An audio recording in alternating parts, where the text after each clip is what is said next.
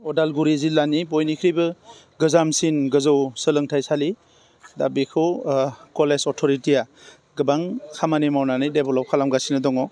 दा बेवहाय जोङो बिटिआर सरकार हिसाबै बे फरायसालिमानि आरो जौगानायखौ लुबैयो आरो बेजों लोगोसे उदालगुरि कलेजाव अलरेडि बेवहाय इउनिभार्सिटि केम्पासबो फोसावनाय दङ। दा बिनि खामानियाबो अलरेडि स्टार्ट जाहांबाय।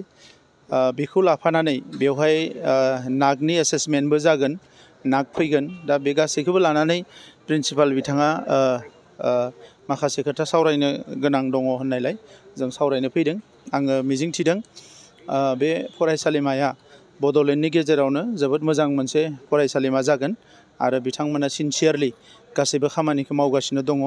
जोङो बेवहाय आरोबाव माखासे स्टुडेन्टफोरनि थाखाय गुबुन गुबुन एक्टिभिटिबो बेवहाय दाजाबदेरनो सानदों, जेरै सेटारडे आरो सानडेआव माखासे अरियेन्टेसन, कचिं आरो स्किल प्रग्रामफोरखौ बेवहाय लाबोनो सानदों, जाहाथे उदालगुरिनि खाथि खाला थानाय ड्रप आउट जानाय स्टुडेन्टसफोर जायफोर कलेज गारबाय, इउनिभार्सिटि गारबाय, बिथांमोना बायदिसिना खामानिनि थाखाय आरो जबनि थाखाय माखासे ट्रेनिंफोरखौ बेवहायनो लानो हायो। आरो बेजों लोगोसे स्पर्ट्सनि बिथिङाव, गुबुन गुबुन बिथिङाव बे फरायसालिमाखौ जोङो बेवहाय फरायनाय फरायसाफोरजों लोगोसे उदालगुरि ओनसोलनि जोंनि लाइमोनफोरखौ बोरैहाय जड़ित खालामनो हायो, बेनि थाखाय माखासे प्लेनिं सोलिगासिनो दङ। आरो उदालगुरि कलेजाव एनसिसि जेरैखि जाया थिसननो नाजागासिनो दङ। जोंनि बड'लेण्डआव गोदानै क'क्राझाराव जोङो एनसिसि इउनिट मोननो हादों।